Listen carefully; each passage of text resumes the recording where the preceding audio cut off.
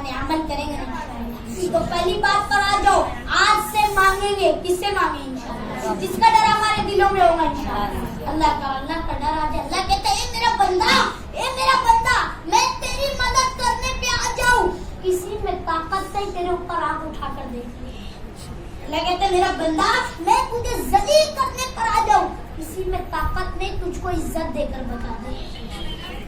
اللہ ذلیل کرنے والا بھی ہے, اللہ عزت دینے والا بھی ہے, اللہ سب کرنے والے. تو اللہ پر بھروسہ کرو کہ نہیں کوئی نہیں دیکھ رہا تو کیا ہوا, میرا رب دیکھ رہے, میرا خالق دیکھ رہے, میرا مالک دیکھ رہے. اب گناہ کو چھوڑ دو, گناہ کی طرف نہ جاؤ. یہ حالات جو آئے ہمارے گناہ کی نوسط آئے, کل ہم نے نمازیں چھوڑی یہ اس گناہ کی نوسط سے عذاب آیا, کل قرآن کی تلاوت نہ کری یہ اس گناہ کی نوسط سے عذاب آیا. اللہ کی قسم زمین کا تیور بدلنا, آسمان سے بھی موسم بارش آنا, سب ظاہر ہو رہے کہ اللہ ہم سے ناراض ہے. اللہ کو راضی کرو, اللہ کو راضی کرو, اللہ کو راضی کرو. اللہ کیسے راضی ہوگا؟ آج ہم موبائل دیکھیں گے اللہ راضی ہو جائے گا, آج ہم گناہ کریں گے اللہ راضی ہو جائے گا, نماز کو چھوڑیں گے اللہ راضی ہو جائے گا, قرآن کی تلاوت نہیں کریں گے اللہ راضی ہو جائے گا. قرآن پڑھو. آج لوگ پوچھتے یہ رمضان کا وظیفہ کیا ہے, یہ رمضان کا وظیفہ کیا ہے؟ تو رمضان کا وظیفہ ہے قرآن کی تلاوت, قرآن کی تلاوت. ارے قرآن کو آج ہم نے اپنے گھر کے الماری میں رکھ دیا ہے, قرآن کو کھولو,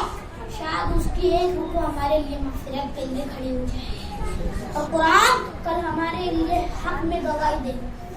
اور جو آج ممکن نا کہ قرآن کو جزدان میں بھان کے رکھ دیتے, کل قیامت کے دن یہ بھی بولیں گا اللہ اس کے گھر میں قرآن تھا, مجھ کو پڑھتا نہیں تھا, مجھ کو دیکھتا نہیں تھا, مجھ کو سنتا نہیں تھا.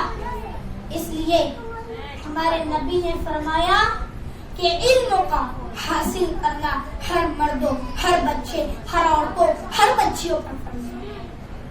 علم کا حاصل کرنا ہر مردوں, ہر بچے, ہر بچیوں پر فرض ہے. تو علم حاصل کرو, علم سیکھو گے تو علم دنیا میں بھی کام آئے گا, آخرت میں بھی کام آئے گا. میری محترم ماں اور بہنوں, میں آپ کو صرف یہ نہ سمجھنا کہ یہاں پر جھوٹ بات کرنے آیا تھا, کیا یہ مت سمجھنا کہ پیسے چھیننے آیا تھا, پیسے لینے آیا تھا. اللہ کی قسم یہ جو بات کہنے جا رہا ہوں بہت بڑی بات ہے, کیونکہ آج اللہ ہم سے جو ناراض ہوئے نا ہمارے گناہ کی نوسط ہے. تو اپنے گناہوں کا اظہار اللہ کے سامنے رکھو کہ اللہ بہت گناہ کرتے. ارے دونوں ہاتھ اٹھا کر کوئی اللہ میری توبہ, اللہ میری توبہ, اللہ میری توبہ قبول کر لے. اللہ توبہ قبول کر لے, انسان کی دنیا بھی بن جائے گی, انسان کی آخرت بھی بن جائیں گی.